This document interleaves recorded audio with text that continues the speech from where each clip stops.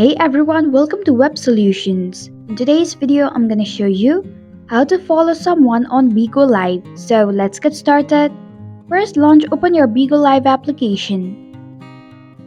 Make sure you are logging to your Bigo Live account. Now tap on the search icon at the top right corner of your screen right next to notifications icon.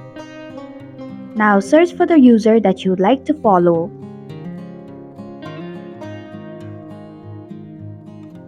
Now tap on the user.